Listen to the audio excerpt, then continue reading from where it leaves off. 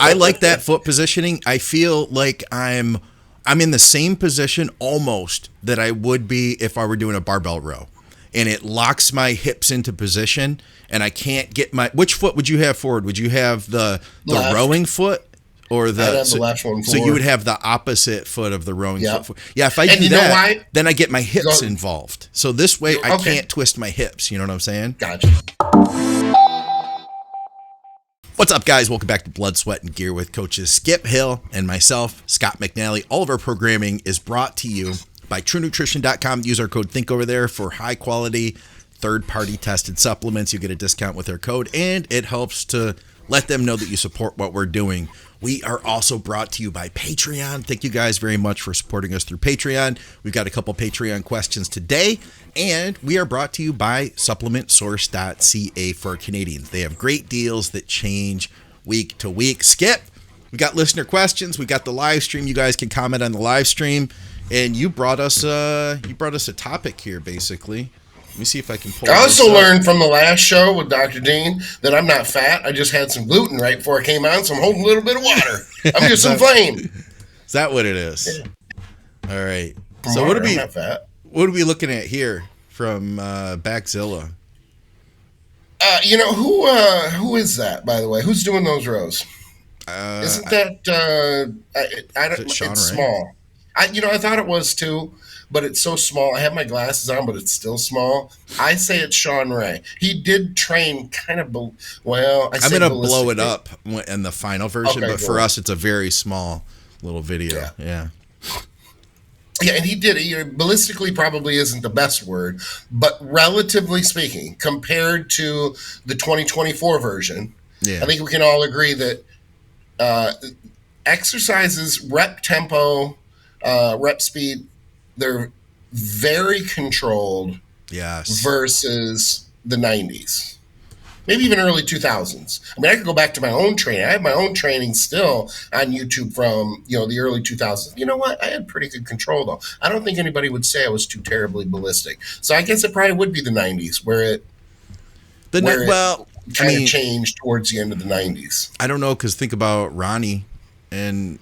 Like that lasted, and that lasted for a while into the 2000s. So, I feel like all the way up to 2012 area, because I remember people just going lightweight and just trying to train like Branch Warren, all the way up at the bro. Like, here's the way I see it, man. 2005 through 2010, all I remember was doing a bro split and slinging weight as hard as I freaking could. Like, seriously. Well, you couldn't let Dante know that if you were doing DC training, though, because the mechanics had to be pretty tight. But I wasn't good enough. I wasn't good enough to do DC. Maybe it was 2000. I did my own version, which he didn't like your own version. Well, that's like saying you're doing your own version of a skip load, and then saying skip load. True. Okay. Fair enough. I can agree with that. Yep. Boom. He did not like those variances. Now, when you worked with him, then obviously there would be that individuality. But it was different things. I don't think those. Let me ask you, what do you think out of those two different sets, 2024, 1990? Which one is more productive? I'm going to say, for me, I can only speak for myself. The new one is if I don't, and I discovered that, man, because here's the thing. And, in fact, I had somebody ask me recently, can you go in depth about, he said, your now famous back transformation? Because I made a big back transformation in my mid 40s on 600 milligrams a test. I mean, and not changing anything with my diet, like eating 5 times a day, but like not pushing the carbs. I might have had like a cup of rice with a meal kind of thing. Like I wasn't trying. The only thing I changed was my technique, and I reduced the weight. I really made sure that I got technical with it because my back had never grown, man. I did that old school training for years on my back, and my back never grew. So I realized, I was like, man, I'm in my mid 40s now. If I don't change something, actually I wasn't quite at my mid 40s yet I was mid 40s still. And I said, if I don't change something now, man, I'm never going to grow a back the way I want to. And so I slowed it down. I got a complete stretch at the bottom, still full range of motion, nice control in my negatives, really focused on the negative, and it was an utter game changer. Okay. Now I'm going to play the other side, and obviously I can't argue with your results because everybody responds differently. But to play the other side, devil's advocate, because I do this really well, I think I would have been very good on a debate, like in a debate club, on a debate team, because anybody who did debate, and I didn't know this at the time, sometimes you have to argue a point that you don't even really stand on. Okay, but let me ask you though, well, before you argue that point, I'm all for playing this game, but what do you personally feel? Because I'm genuinely curious. Well, here's the thing. I agree with you. Okay. We're on the same page with this, and I'll tell you why. I train that way, and I don't train ballistically as the 19. And when I say ballistically, relatively speaking, I don't think they're sloppy. Right. I don't think they're crappy reps or anything. But there's just more momentum. The rep speed is faster, and it's not just the rows. It was anything. It was bench press. It was curls. It was tricep press downs for that matter. So I happened to come across this one. It was even the controlling your squats, man. Just drop right down and bounce right out. Mm-hmm. Yep. Tom Platz was, and it's hard not to follow somebody like that because you have someone who's just legendary when it comes to quads. But were they legendary because of the way he trained, or were they legendary?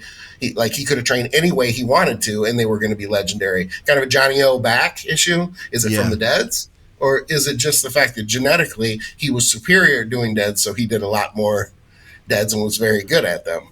Yeah. There's an argument on both sides. Here's my thing. From a range of motion standpoint, this is the one thing I'll pick apart in that row. I don't think there's enough retraction. There's nowhere near as much retraction as the 1990s version. That shoulder blade is moving a lot more in the 1990s version, and arguably because of the momentum. So I think we're missing sometimes when we slow down, and this is specific to back. Yeah. Could be for other exercises too, but we're focused on this one. So I'm saying that, given this opinion specifically based on this exercise, if you're moving this row at a more controlled pace, you're not going to get as much retraction at the top. You can see the elbow and the shoulder movement in the 90s version where it's significantly higher. So the other thing is it's not twisting, because that used to be a 1990s thing too. You know what? Let me take that back and say this. It wasn't a 1990s thing. It was kind of a 2000s thing, closing in on 2010, where most people were pulling more weight in a single dumbbell row than they needed to. And there was a lot of twisting. There wasn't very good range of motion. The dumbbells were arguably too heavy. Yeah. Now you got the 2024 version where the mechanics are sound, but there arguably could be argued that there isn't as much retraction as there could be. So I would go, and I know this is kind of questionable, but I would go so far as to say that there could be a third option, which is a middle ground between those two, where it's a little quicker than the 2024 version. I'm more of when it comes to rows, I'm more of an explode control kind of guy. I like the explode. Barbell rows. So on a pull movement, I like the explode. Not to give up mechanics, not to yank with the lower back, but there's no sticking point that is being broken. So the explosive part I like, and then the controlled negative. Tell me, what do you think of this? What do you think of this one, man?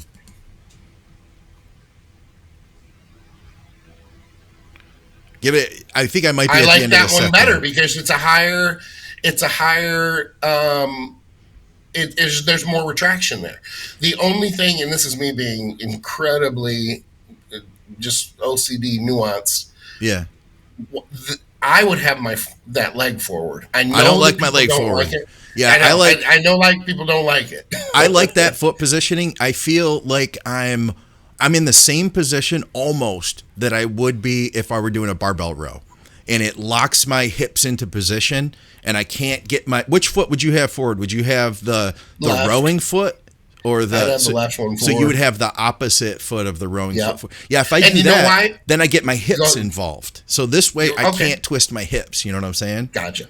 Now the reason I would do that, because some people listening be like, "Oh no, I wouldn't have that leg forward." Okay, then that's fine.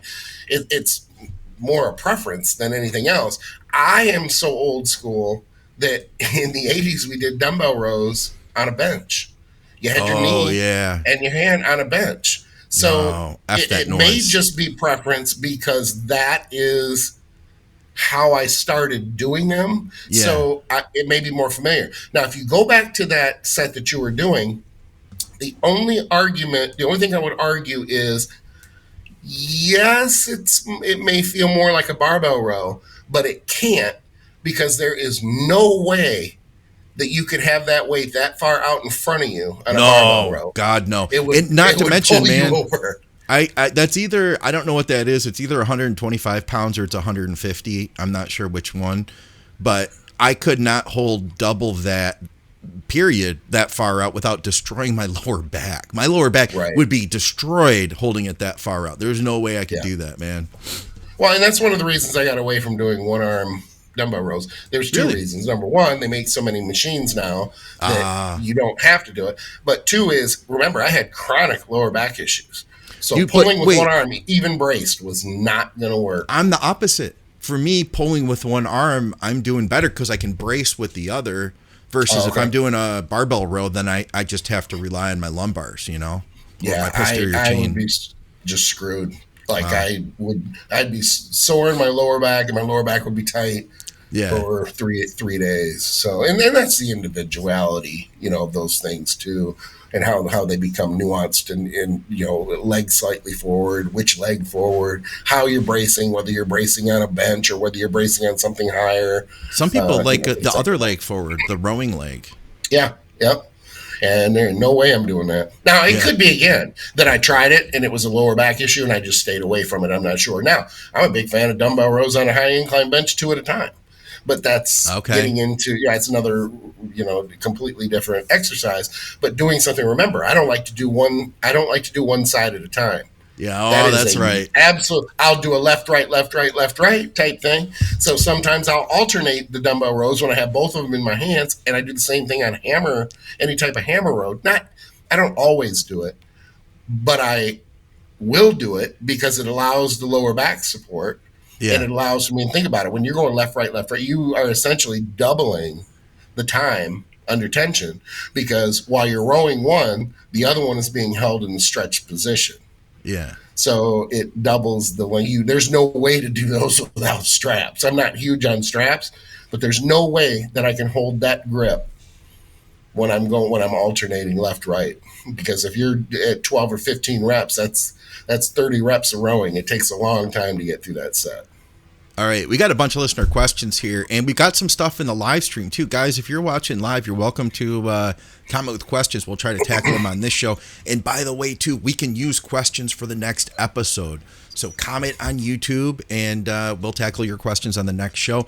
And if you're new to our content, we'd love to have you around for future shows. We basically try to do education for bodybuilders. Skip's been doing this you've been coaching for how long now? Full time? 175 years, I think. It feels like. I don't even know. Skip's been over coaching 20, for 24. 24 years now. Okay.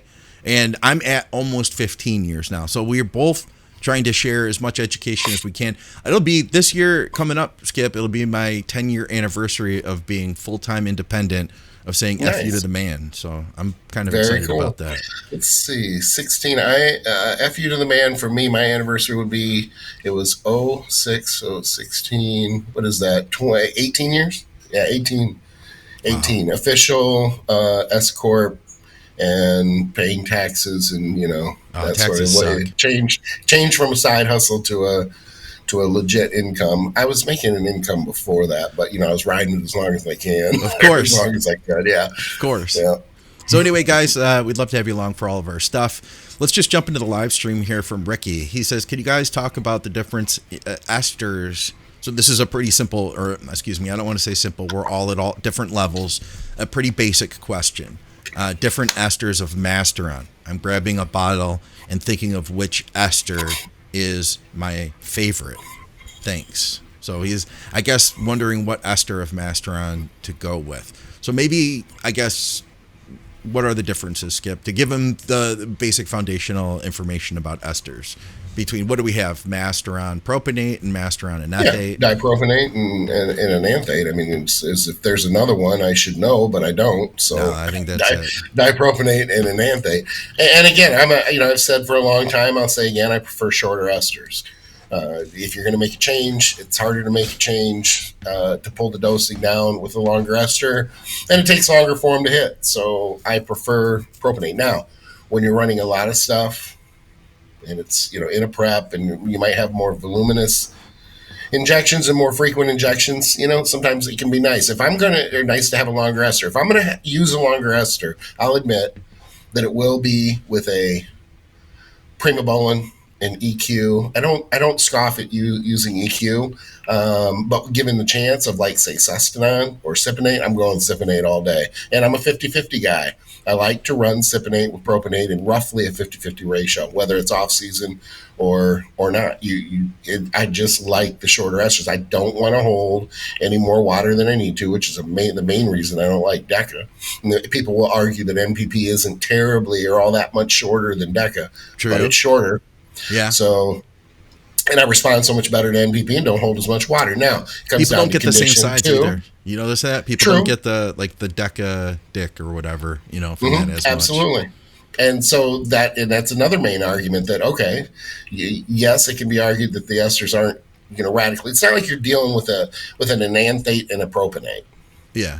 There's not a huge disparity, but there is when it comes to size. Matter of fact, I don't even know, honestly. I'll be bold and say I don't know why anybody would want to use DECA when there's NPP. I'll tell you what, man. I'm the opposite of you with Masteron. I'm always Masteron and enanthate. Always. And that was the other one too. Masteron, Primo, and EQ. I think those three stand out. But because you said you'd go with Mass Pro. Like you said you'd go with fast acting. I would if I'm given the chance to do it, but I won't not use it if I can, like, say, only get an enanthate. I don't have an aversion to that. Yeah. The trends, not a fan of long ester trends. And I'm not a big fan of enanthate. I'm not a big fan of Sustanon. Those get real long. No, not a fan. There's also, like, even for TRT, there's Nebido, that's how you say it, Nebido. Yeah. Very, very long. Don't like any of that. Yeah, I prefer enanthate for test or for mast. That's like my go-to. And you know what? For the reason you said, like, if the shots are voluminous, there's that. So logistically, it's less oil. And but you know what though? I just feel like for me, I haven't seen a difference in the result. Like, how test prop, there could be an argument like switching to prop. You may, like, I'm not going to say I've done it. I usually still use long acting test into a contest and I haven't had issues with it. But I think that, like, with Masteron, I don't see a difference. I don't see a difference with the long acting. And so I've just been like, well, why? Financially, it's usually $5 more or something, So I'm like, you get 200 milligrams. Now, granted, there's not as many milligrams per milliliter versus the prop. I understand that, but you're still getting more milligrams per milliliter overall than you would from the prop. So it's easier, less shots. That's my thought. Well, it's not aromatizing. I mean, that's the other issue too. So again, Masteron, Primobolan, there isn't even an injectable Primobolan. It's not like there's injectable Primobolan acetate. Yeah. I mean, Primobolan, if you ever come across Primobolan that is short, it's oral. Had you ever used that?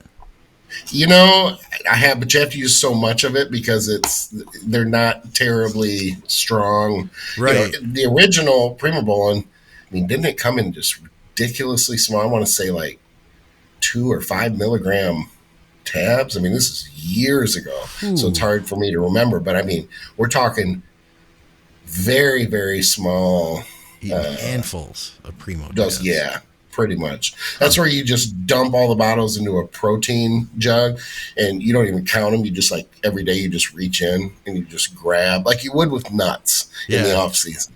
You just reach, like nuts like cashews and peanuts. You just reach in and you grab a handful and you shove them in your mouth. Yep, there's a lot of jokes there. I'm going to leave that to the listeners and the viewers. All right. What does he say here? What was this one? I've noticed Skip's plethora of hats. Is it a Skip thing or a Florida necessity? I went through a lot of hats living in Florida. No, it's a Skip. It's a Skip thing, and a lot of them don't mean much of anything. This one does, but a lot of them it's just color coordination. It used to be baseball hats. I almost had every team, and it was just a color thing. This is University of Wisconsin. Two of our girls go there. One's in nursing school. The other one's in the doctoral program to be a nurse practitioner. So we may have the third girl going there soon, but that won't probably be until we move. So can we say University of Wisconsin. Plethora, is that a good word of the day almost? That's that was a good. Absolutely. He could have easily just said Skip's got a lot of hats. Yeah, but that would be boring. Plethora sounds so much better. Yep. Yeah. How about this one? So from UC Suma, he says 3 overrated underrateds for BSG. Now you remember how this works, right? It's not just what you think about it, but what the general public thinks about it as well. And I wish Andrew was here for this one because number 1 was the Ninja Creami. I can't comment on that one. Have you used the Ninja Creami? Wait, of anything? I mean, overrated, underrated. So the number 1 is Ninja Creami. Is it overrated or underrated? But not only. Oh, gotcha. But not only what do you think, but what do you think based off of everybody's take currently? They're incredibly popular. Yeah. But I have not used one. So do I say underrated or over? I don't. Sometimes I think people care too much about what things taste like. I think it's overrated, but I would imagine that because they're selling a lot of them and they're very popular, it might be a little underrated because Andrew swears that it makes them wicked. And I've had clients say the same thing. So maybe same with Ron. The vast majority would say underrated. Yeah. Yeah. Ron makes something with protein powder at night, and he said every night it's like he's eating ice cream. So yeah, I haven't used one either though. So I kind of feel the same way as you. I feel like we have these kitchen devices that are anywhere from $50 to $300 that get real popular and everybody uses them and they are out on your counter and eventually you need that counter space or you just don't want it out, so you put it away and then you forget to get it back out, and it's like your blender. Blenders were very popular years ago. Right. It seems a bit laborious to me. I just don't want to, even if it tasted better. I tell you what, maybe if I was deep into a prep, it would be worth the added effort. Otherwise, I just want to drink my protein drink and move on. I'd sooner get it done in 5 minutes. And you know what? I put a little bit of crushed ice in my protein drink, and if I'm dieting, it tastes like a dessert anyway. It tastes pretty darn good. That would be Team Skip protein, usually combining marshmallow treat with chocolate coconut. But anyway. That said, for everybody at home, I know there's a lot of Ninja Creami fans out there, so you guys can all comment to tell us how wrong we are. We haven't tried it, either of us. So we're probably if we had one right now, we would probably be like, oh yeah, freaking get me that thing. You know what I mean? This is really good. Didn't Andrew say there was a slushy one too? Somebody told him in the comments that my question is this, man, why don't they have a slushy button on the Creami machine? Exactly. You know what I mean? They're milking everybody. They're probably if they're making both of them, they absolutely are. That's what they're doing. I was just thinking, I'm like, oh, okay, then that's exactly why they're doing it. They're probably like, we could make a slushy button on this. They're like, hey chief, we could make a slushy button on this too, and they're like, no, hold on to that idea. We'll release that one, around Christmas time. Uh-huh. All right, so overrated, underrated, fancy cream of rice brands. I don't know. See, I'm not a cream of rice fan, and I don't like my clients using it either. I know. I'm just like, I ruin everything. Do I not? I've got one more that we'll both ruin too. So hold on. I just don't even have an opinion on that one because I don't. I used to go back and forth and give John shit. If I didn't give him shit about his his roast. I was giving him shit about cream of rice, and I told him, I'm like, why did you have to tell people publicly that you eat cream of rice? Because now everybody wants to eat cream of rice. And he would laugh. I'm like, you're just over here making my job 3 times as difficult, John. So we would just laugh and kind of, spar a little bit on things like that. But I'm not a fan of it. I think it is a very, very fast bullet from a gun carb. And I think it's good post-workout, and I think it's good on a load or a cheat day. But I do not think, unless you're using insulin, I don't think it's a good pre-workout. And I do not think it's a great carb source for an everyday diet meal. I just don't. And people use it, and they think it's great. And that's cool. I don't I'll use it. I'll use it. It's not my go-to. Like, I don't write it into every diet. I'll throw out one spot, where people have digestive issues. And the more broken down your food is, the easier it is to digest. I think a cream of rice is really good for those people, those ladies. And I think there are always exceptions. Always exceptions. And like you said, insulin, it's off season, Yep. So there's that. You're pushing calories, you're trying to get more food in. You're having a hard time getting the food down.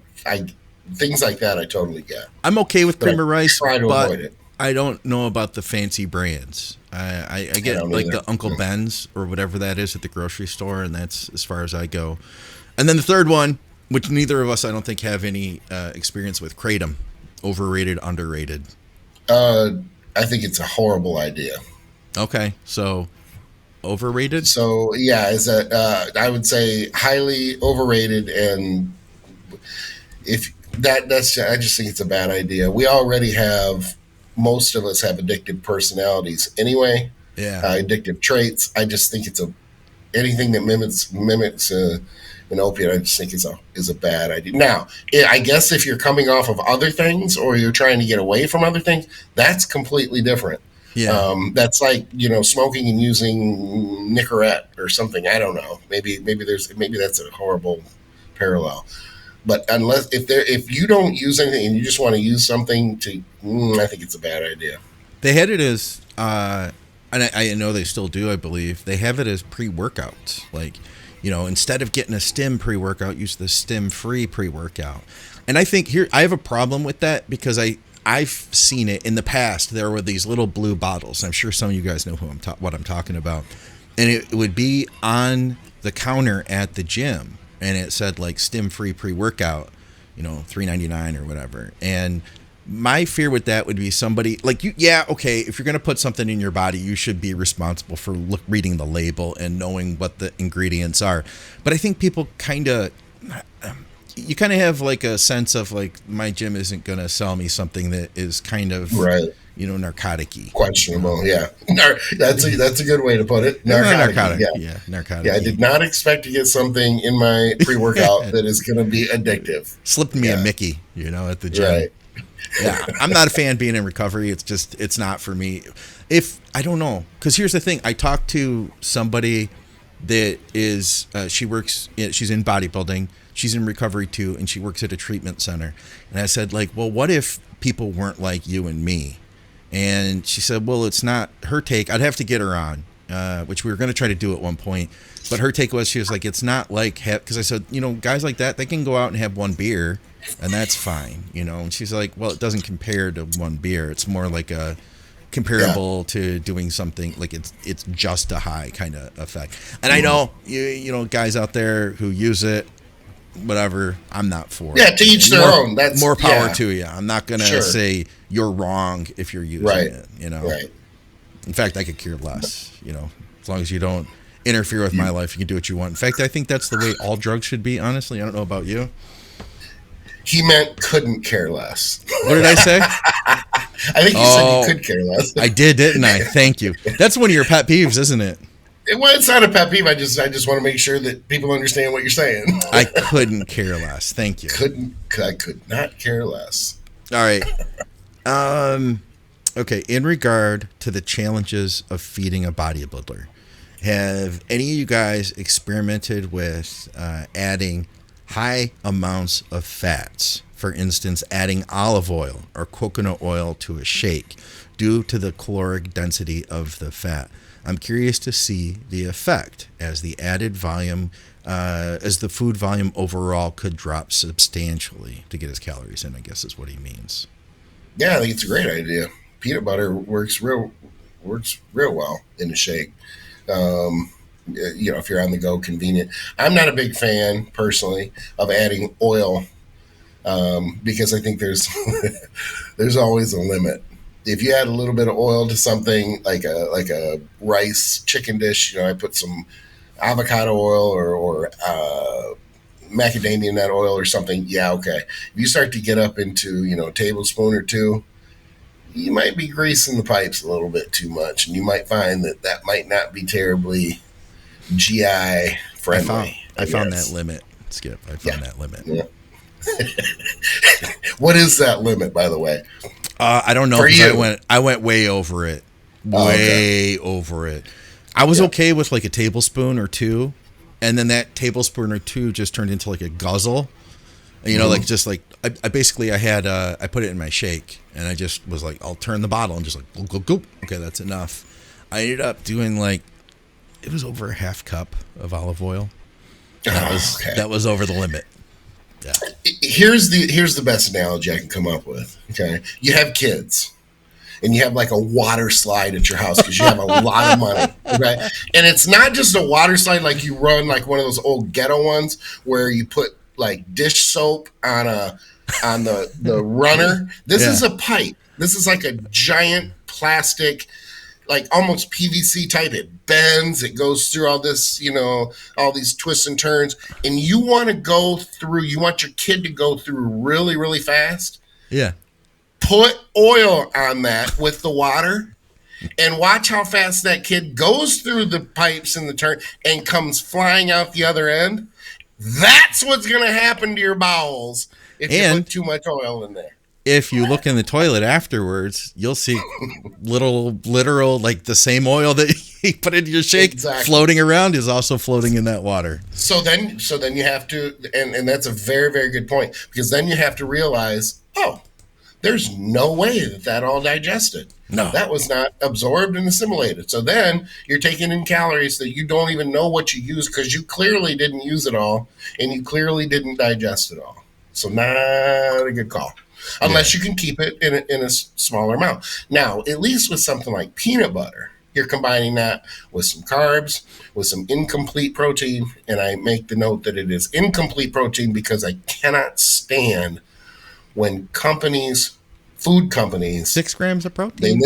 There's a lot of... Here, get your protein here. It's crap protein because it's incomplete protein. I know that someone right now is going, but it's incomplete. But if you have amino acids from it's an incomplete protein. Yeah. If you want to get big and you want to do it optimally and efficiently, this is just me. I don't even count the incomplete grams of protein. Me too. Because I don't know that they're going to combine with anything else. And especially when the rest of your diet is probably complete, and maybe it depends on what your carb sources are, because it's like potatoes and corn combined to make a complete protein. I'm not going to eat potatoes and corn to get complete protein. Yeah. Quinoa, okay, that's a complete protein source. I'll do that. Rice and beans, not going to do that. Nope. Good luck dieting too, by the way. You know what I mean? Exactly. Like, good luck doing all that math when it comes time to diet and you're figuring out, okay, now I'm going to eat 4.7 ounces of chicken for this meal. Yep. Yeah. I'm with you 100%. And you always know when a new client gives you their macros and they tell you like, oh yeah, when they use an app, because they'll tell you like, oh yeah, well, how much protein do you eat? 425 grams. And then we find out it was really like 225. Right. Yep. So you have 200 grams of protein in there that are incomplete. Yeah. That's a good lesson though, because I don't know if everybody realizes that. Newer guys, they use the app and they're like, okay, Skip and Scott said that I need to get 300 grams of protein in per day. And my app tells me I'm getting 300 grams, but they don't realize like there's protein from bread or protein from, is there protein in broccoli? I've heard the argument on Facebook memes that there is more. Well, because it's a funny thing with memes because there's always a half truth to it, so that it can slide by and be like believed. So it's not completely false, but it's really weak. So there's like an amount of protein in it that, based on weight, they try to compare it to chicken, especially the vegans. Oh, and God. it's such a great, protein source. Or it's just like, come on. I mean, really? Yeah. But Here you go. So people end up believing it. we got broccoli here, and 1 cup, Skip, has 42 grams of protein. Yeah. So now everybody's going to be running out eating broccoli. No, guys. 2.57 grams. Come on. Yeah. I mean, come on. But, you ate 2 cups of broccoli in that meal, and then you did that 4 times. Well, you probably have gas, too, if that's what you're doing. But, But there's, 2, 4, 6, 8, 10 grams plus your bread. Mm-hmm. And before you know it, that's like 30 grams a day that you really, wasn't complete. Let me see here. I think we had some more stuff here. Are tattoos a hindrance when it comes to competing in bodybuilding? From Diego. This is a tough one. Should they be? No. Are they? The vast majority of the time these days? No. Right. Are there biases with every single judge on every single panel, whether conscious or subconscious? Absolutely. To the point where, and I don't like this. I do not like this trend, and I've seen it. If you're not long, blonde hair with extensions and arguably blue eyes, good luck in most bikini divisions. It's become obvious to me that this is some sort of hindrance that should not be there, and I don't like it. And other people may disagree, and that's fine. But I've seen it, and I've seen it enough that it's I don't like it. So there are those biases. You are going to get judges who just, for whatever reason, don't like tattoos. The other thing is if you're going to get tattoos, even if they have like a personal significance and they mean something, and it could be completely positive, if the people who are judging you don't see what that message is, and they may think, oh, that looks like the devil, it will go against you. Things like that, really, those are those conscious and subconscious things that can be held against you. And it's very easy to do because they're not going to tell you, well, it's because of your devil tattoos. They're going to come up with some other reason. You also don't want them to be so thick and bold that they obscure from symmetry and from overall shape. Basically, I would say this. You don't want the judge's eye, or even the people in the crowd, to be drawn first to the tattoos. You want their eye drawn to the physique and go, she's got nice tattoos too, or he has nice tattoos. Because not everybody's going to like them. It's like when you walk your dog. I don't like your dog sniffing with his wet nose on my foot while I'm standing in sandals in an elevator. People have their biases. They have their things, and they won't tell you. They won't say anything, but they're judging you. Let me ask you, do you think that, because you mentioned you came out the gate with bikini. Do you think that it's as much of a deal in, say, open men's bodybuilding? No.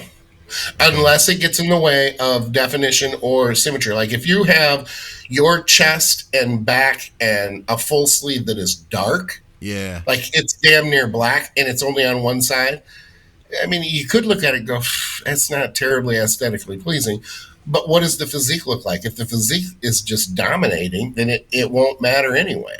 I think it comes back to this. Is it pleasing to the eye? Or is it getting in the way of being able to assess your physique or to see the details of the physique that you would probably otherwise see without the tattoo? I think tattoos. The higher up you go, the bigger a deal it could be. Like, say, if you're at a pro qualifier. But I've seen guys at pro qualifiers that have really terrible tattoos, and they were still, like, they had the best physique, so they won. It comes down, like, if your physique is hands above the next guy, then you're going to win no matter what. Like, they're not going to not have you win if you have a better physique. But if it were close, that's where I would be concerned. If it were closer, like Skip, you said, if it obscured something, like if it was so black we couldn't make out the detail of your back, or it made your right arm that was all like sleeved out look smaller than your left arm, whether they mean to or not, that could do something. But I've seen people too, like at the state level, all sorts of people compete in bodybuilding. You'll see guys that have loose skin hanging down because that's just the best they can do. Like they just have loose skin, and they're going to get up there and they're going to do the best they can. And sometimes those guys still do really well, Or you see a guy who's like, yeah, I had a rough past. I've got, hate and love tattooed on his knuckles. I did see a guy win a show that had hate tattooed across his stomach. Like it was right above his belly button. It said hate in big bold letters. He won the show. So it's like, yeah. But that was like a state level show. It was at the Redford Theater, as a matter of fact. Yeah. I would say men's physique and bikini. Yeah. Probably there's a better chance that it could go against you. And the reason I say that is because your entire overall package, from the top of your head to your toenails, is judged. At least in bodybuilding, you can be ugly, and you're not supposed to be judged from the neck up. Yeah. But in men's physique and bikini, and I've seen it. Look, I'm sorry to say, and you there's no way that anybody would ever get this feedback, but don't think it doesn't happen, that in those divisions where being pretty matters, if you have a great physique and your face looks like it's been hit by a train, sorry, it's probably going to go against you. Makeup counts in those divisions. I mean, it matters. You're not going to see an unattractive guy win a men's physique pro card. Oh, I meant this female side. Makeup doesn't matter in the male side. No, it doesn't, but it's a total package from the top of your head. Your hair. It's more, I would say it's a model. It's a model look. I mean, they're looking for, that's part of the look. And in bodybuilding, that's why I laughed and said, I would have loved to go on into men's physique if I was just starting. But I'm too ugly, and I have a wide waist. So I stick with open bodybuilding. We got Ron Partlow with us. Big Ron Partlow from Canada. Big Ron is listening. Canadian pro. Ron Partlow is watching the show right now. I'm sure he's smiling because I said that. It's funny he's talking about a swastika because I was thinking you do not want political tattoos. He said, I saw a competitor with a swastika once. But he had so many tats that nobody really noticed until after he had won the light heavyweight. Yeah. You know what's terrible too sometimes, man, is the cover up. Tattoo cover up can be worse. It just like all of a sudden now the tan looks like muddy and you don't see anything, in that area. Yeah. And you could even be sitting there as a judge going, what are you trying to cover up? Do you have a Donald Trump tattoo on here? Do you have a Biden Harris on there? What do you have on there? When you get into those types of things, anything that can have any type of political spin, bad idea. Yeah. Bad idea. I've got a PSA I want to share with people. You mentioned like you have to be pretty in those divisions like men's physique and bikini. Something that I saw a client of mine doing, and we've been working together for a while. Maybe 16 weeks into a show, and he's 6 weeks out now. And I'm looking at his pictures. He's looking really good too. Like I'm happy with where he's at. And I realized in his check-ins, he never practices smiling in his poses for men's physique. And I absolutely guarantee you this: if you're in a division where you should smile, like men's physique, because you do want to like be welcoming, look attractive, put a smile on your face. I've seen guys that forget to smile, and it's not pretty. And if you don't practice smiling, you won't do it on stage. Like whatever, what do they say? It's like when they say with like concealed carry situations that you never rise to the occasion, you fall back to your best training. So whatever you're trained to do, that's what you're going to do. You're not going to do something different under pressure. I don't disagree with the smiling because I think what it does is it gives the impression I'm confident and this is easy. But I will say this, and I've said this for years, and maybe people who disagree with me. I think if you are stoic, it may not go against you. But if it's strained, it's going to go against you. Strained? Posing should be effortless. Oh. Yeah, posing should be effortless. It shouldn't be, this or your neck shouldn't be straight. It should just be just a very easy. So if you're stoic, I don't know that it would go against you, but when in doubt, smiling looks like you're just having a good time, and this comes very easy to me. This isn't a difficult process, and I'm confident. So I don't disagree. I don't know that being stoic is necessarily have you seen it negative. though in men's physique and bikini? If you don't smile, man, or even figure. Okay, that versus bodybuilding. Oh yeah, I'm not talking bodybuilding. No, I'm just talking about men's physique, because you're talking about like the pretty categories, men's physique and bikini. Yeah. Okay, I'm glad that I caught that then, because I open bodybuilding. There's definitely, like, you don't have to. I didn't smile for a lot of my stuff, but then I did try to turn it on because, like you said, I do feel like it gives an air of confidence. So it's something I definitely worked in. Mm.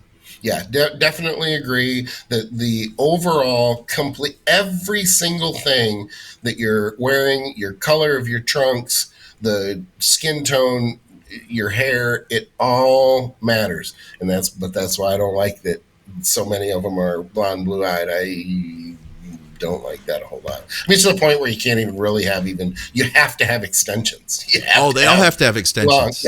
You have to have long hair and things like that. And didn't used to be like that, but our Miss Olympia isn't blonde right now, though. Well, I mean, I'm not saying there's not exceptions, but just the best in the. I'm just trying to be best in the world. Yeah, I completely agree with you. I see it. What about this one? Okay, we're not going to be able to give this guy a really good answer here, direct answer, but maybe we can give him some pointers. Normally, I skip these kind of questions altogether, but he says, "How do I avoid getting bunk or underdosed gear without having a prescription?" He said, "I thought that my calcium deglucarate was doing the job with my estrogen until I noticed that my testosterone was only 850 on 300 milligrams of test." Yeah, I'll say this. Even people with great connections who've been in the industry for a very long time will sometimes get gear that the batch just isn't good for whatever reason, whether the raws weren't good, whether there's degradation from poor quality control that might be out of the source's control. When the order is being kept in a warehouse, because it may go through the mail. If that's how you get your gear, it may not be temperature controlled. It may be in a truck that's being delivered, and yours gets delivered after being on the truck for 9 hours, and it's in a, very hot. It's in the middle of the summer, and it's growth hormone. Things like that. There are always going to be those things that play into it, but it all comes down to a reliable source that once you get it, you want to keep those sources as long as you can. Ride them till the wheels fall off. Yeah. I guess there's a level of trial and error in there, isn't there? Oh, yeah. Yeah. Being around for a long, long time is the answer. And sources are, these days, the internet is very, very good. It's a good thing for people who use gear because these sources have to compete with each other. So they don't want bad customer service. They don't want their gear to be, in inferior quality, and they're going to battle to give you the best product they can so that they keep your business, especially, people with good reputations. But still, even that being said, there are times, I have necrosis a little bit. I have flat spots in both side delts from a couple shots that I took 10, 12 years ago from a very well-respected, great source that had never had any problem, and it just literally ate the tissue in that area. Yeah. So I like to go into that area since then to keep it filled out.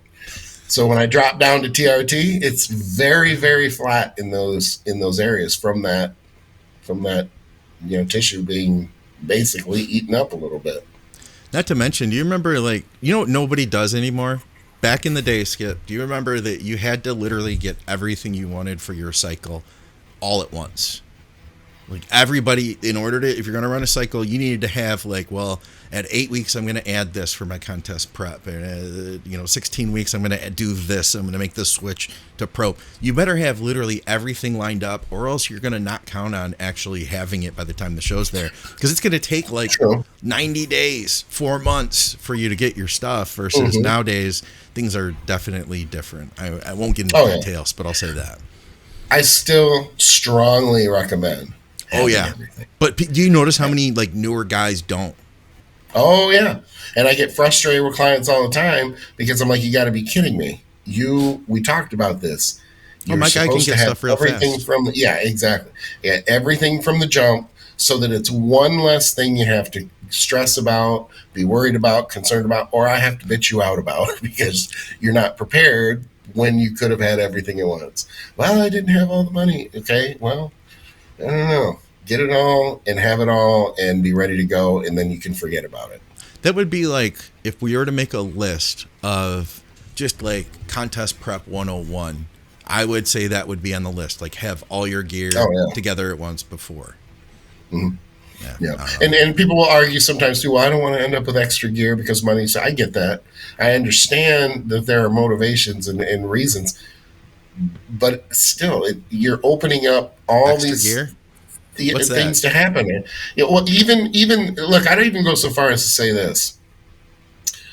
It doesn't really matter if it's personal use if you get caught with 2 bottles or 10 bottles. So why order twice or 3 times when you can order once and take 2 less? You have 2 less chances to get caught. You're breaking the law. I mean, that's the reality of it.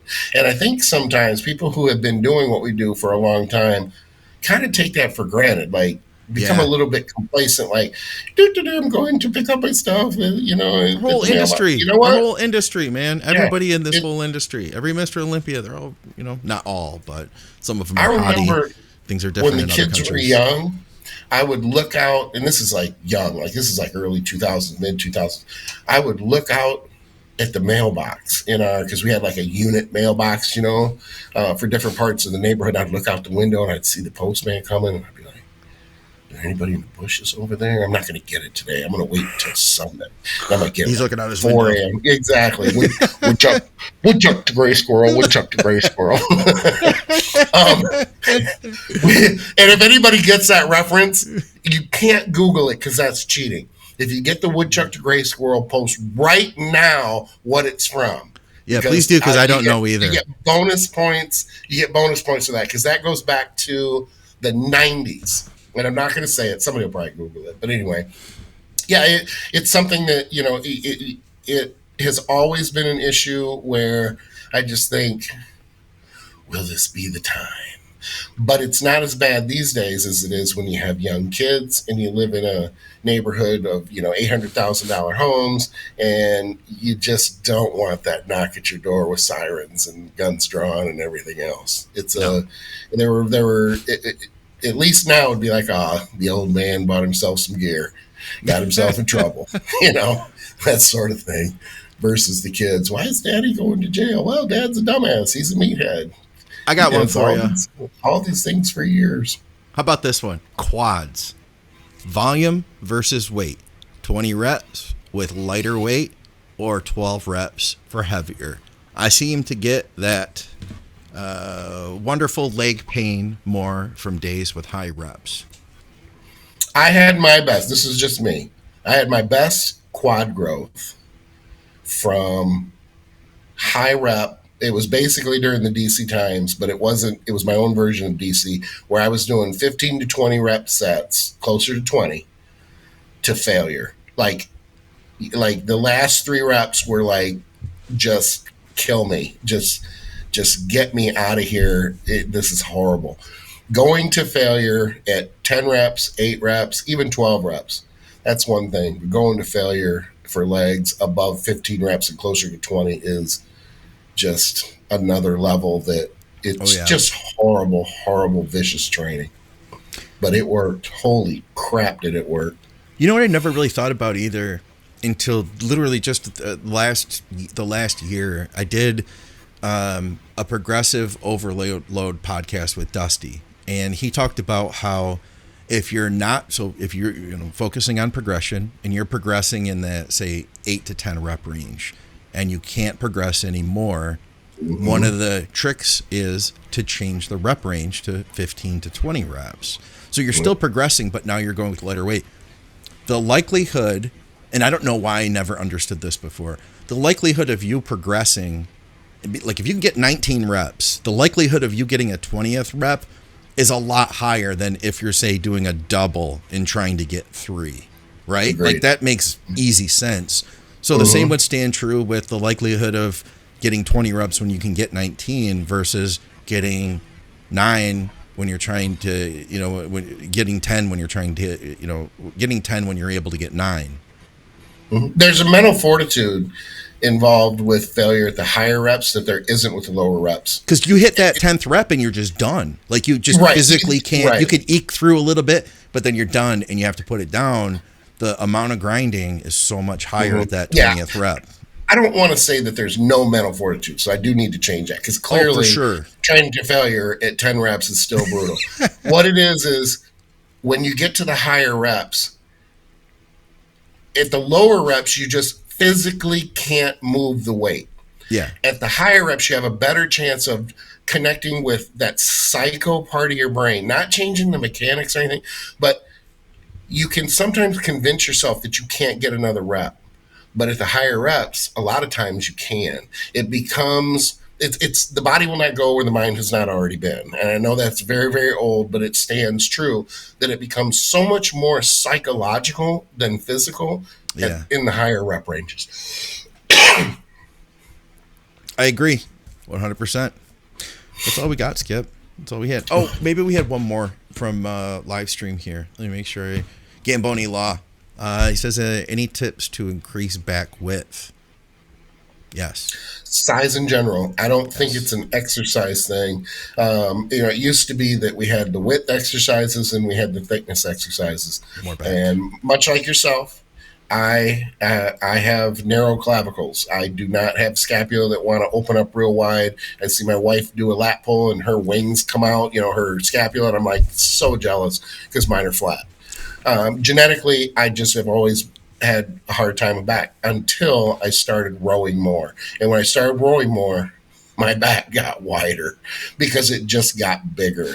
So I don't like width versus thickness. I don't like I don't like to approach back from that standpoint. It's just about size. And when I started rowing more, I got more. My back got bigger. So, I tend to favor thickness. I mean, I said it, I shouldn't have, but thickness, rowing. I probably do 70 to 80% rowing.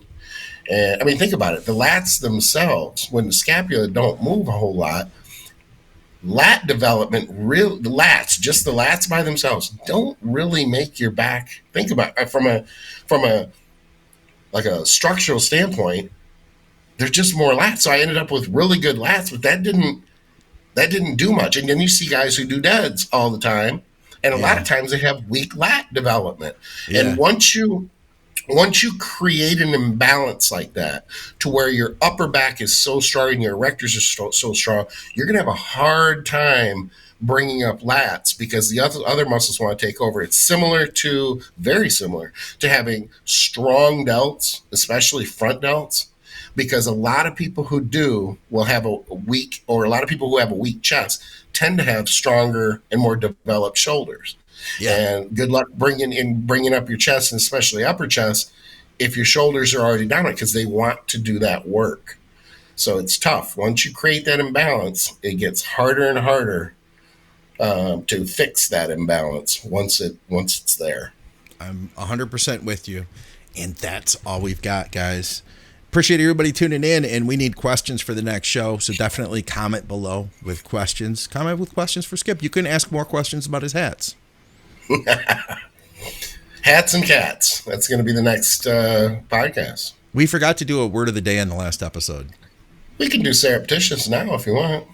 I think that gear talking about steroid use has become surreptitious, and surreptitious basically just means it's like something that's kept secret, like an affair would be a surreptitious affair, something like that. And I'll tell you why. Because no one believes what you tell them anyway. And then you got the natties over there telling you and telling anybody who's geared up that the only reason they're bigger than them is because of all the drugs they take. Oh, yeah. So we're shifting back, I think, where it was open before, and gear use has become and is becoming more surreptitious. The talk, anyway, the discussion about it. Yeah, I'd agree with that. I would agree with that totally. I like that. It's a good word. Guys, check out truenutrition.com. Use our code THINK, and you can get some Team Skip protein over there. What was your mix again that you like? Right now I'm stuck on chocolate coconut, which is already a combination, like combined, in and of itself. But combine that with marshmallow treat. And if in doubt, just basically combine anything with marshmallow treat. It's crazy. 50-50. It's so, and I think marshmallow treat on its own is too sweet. I don't particularly care for it by itself. It's a sweet protein. But if you combine it with a chocolate or something like that, it's great. So you'd buy I could buy 2 pounds of that and 2 pounds of that. Like you're not, they don't combine them in the store, right? You're not right. Yeah, okay. I'm trying to get them to do that with the chocolate fudge brownie and the marshmallow and call it s'mores. And they don't like my idea. I like the chocolate peanut butter cup still. That's my favorite. Yeah. That's a good one. Very good, very good. And check out True Nutrition, I said that, and supplementsource.ca. For Canadians, they have great deals that change week to week, like closeouts and label change products. So they're perfectly good supplements, but it might only be $20 instead of $50. So definitely I've seen that. Check that out. And thank you to everybody from Patreon. Leave us more questions over at Patreon, and go to teamskip.com to reach out to Skip for coaching, and reach out to me at McNallyDiets@gmail.com. And guys, for another episode of Blood, Sweat, and Gear, we shall see you soon. Thanks everybody hanging in the live stream. And thanks, Skip.